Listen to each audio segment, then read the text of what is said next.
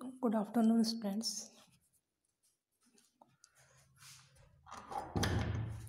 आज के इस लेक्चर में हम बात करेंगे आरएनए की। ठीक है, कि पर्टिकुलर आरएनए क्या है, जिसे हम क्या कहते हैं, राइबो न्यूक्लिक एसिड। ठीक है, तो सबसे पहले हम बात करते हैं आरएनए। जैसे कि हम लोग इसके पहले डीएनए, जैसे कि पर्टिकुलर डीएनए के बारे में आप लोग सब जानते हैं। DNA as a genetic material जो एज अ इन्वॉल्व होता है प्रोटीन सिंथेसिस के प्रोसेस के लिए। ठीक है, और सिंथेसिस में उसके इस पर्टिकुलर जो डीएनए है उसके सिंथेसिस के लिए रिफर्ड होता है हमारा आरएनए, जिसे हम कहते हैं ribose nucleic acid. Ribose nucleic acid particular किसी भी सेल्स में प्रेजेंट रहता है। जैसे कि बात की जाए कि जो आरएनए है वो कहाँ प्रेजेंट रहता है, तो आरएनए जो है पर्टिकुलर साइटोप्लाज्म में प्रेजेंट होता है किसी भी पर्टिकुलर किसी सेल के, और सिंथेसाइज होता है ये हमारे न्यूक्लियस में। इसकी बात की जाए कि पर्टिकुलर जो आरएनए है इसके कंटेंट की बात की जाए तो आरएनए कैसा है, सिमिलर होता है किससे, डीएनए से, बट डिफर होता है किससे, डिफरेंट होता है किससे, राइबोस शुगर से। क्योंकि हम आरएनए को कहते हैं ribose nucleic acid and DNA को क्या कहते हैं, डीऑक्सी राइबोस न्यूक्लिक एसिड। ठीक है, तो डिपेंड करता है आरएनए के कि आरएनए में जो शुगर प्रेजेंट होती है उसमें ऑक्सीजन प्रेजेंट रहता है, इसलिए हम इसे कहते हैं राइबोस न्यूक्लिक एसिड। एंड एक और डिफरेंस होता है आरएनए के बीच में एंड डीएनए के बीच में, वो क्या है कि आरएनए में यूरेसिल प्रेजेंट होता है एंड थायमिन में क्या प्रेजेंट आरएनए में यूरेसिल प्रेजेंट रहता है एंड डीएनए में क्या प्रेजेंट रहता है, हमारे थायमिन प्रेजेंट रहता है। आरएनए जो है एक पॉलीन्यूक्लियोटाइड चेन से मिलकर बना हुआ होता है। हम कह सकते हैं कि आरएनए क्या है, एक पॉलीन्यूक्लियोटाइड चेन है जो पर्टिकुलर इसी पॉलीन्यूक्लियोटाइड चेन से आरएनए का फॉर्म होता है। आरएनए वायरस में भी प्रेजेंट होते हैं। ठीक है, कुछ ऐसी, जैसे आरएनए की बात की जाए तो आरएनए कुछ वायरस में प्रेजेंट होते हैं, कुछ वायरस में डीएनए प्रेजेंट होते हैं।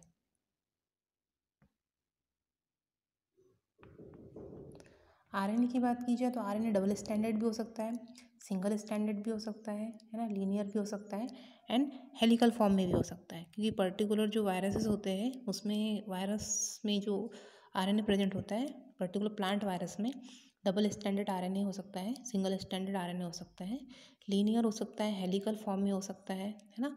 ओनली इन वायरस में इस फॉर्म में प्रेजेंट रहता है हमारा पर्टिकुलर आरएनए।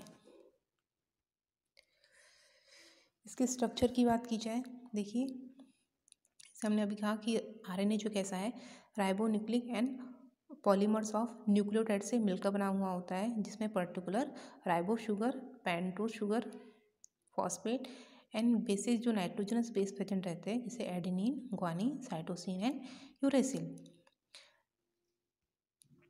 इसके स्ट्रक्चर की बात की जाए तो पर्टिकुलर जो इसका स्ट्रक्चर होता है डीएनए की तरह ही आरएनए का स्ट्रक्चर होता है, जो पॉलीन्यूक्लियोटाइड चेन से मिलकर बना हुआ होता है,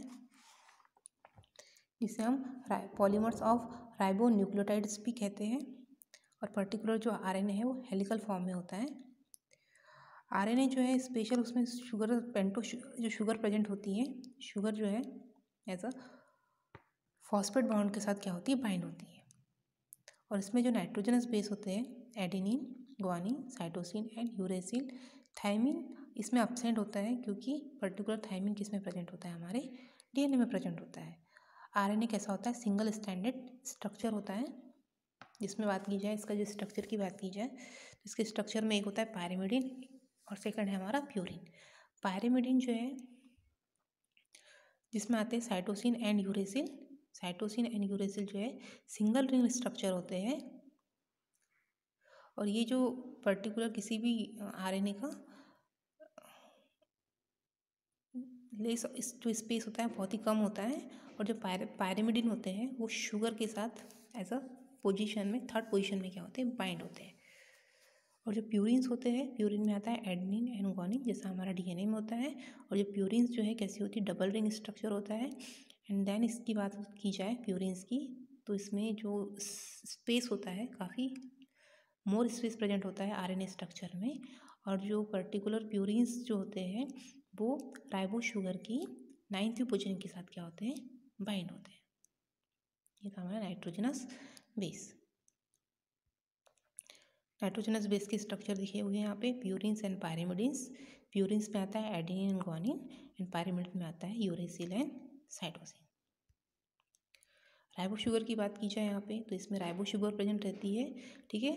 तो पर्टिकुलर जो राइबो शुगर है वो अभी हमने बात की थी कि पायरिमिडिन के 3rd पोजीशन से और प्यूरिन के 9th पोजीशन से शुगर क्या होती है, बाइंड होती है। एंड इस शुगर में और इस पर्टिकुलर इस राइबो शुगर में हाइड्रोक्सिल ग्रुप जो है वो 4 हाइड्रोक्सिल ग्रुप पाए जाते हैं। उनकी जो पोजीशन होती है 1, 2, 3 एंड 5 जो है, इस पोजीशन पे क्या प्रेजेंट रहते हैं, हमारे हाइड्रोक्सिल ग्रुप प्रेजेंट होते हैं।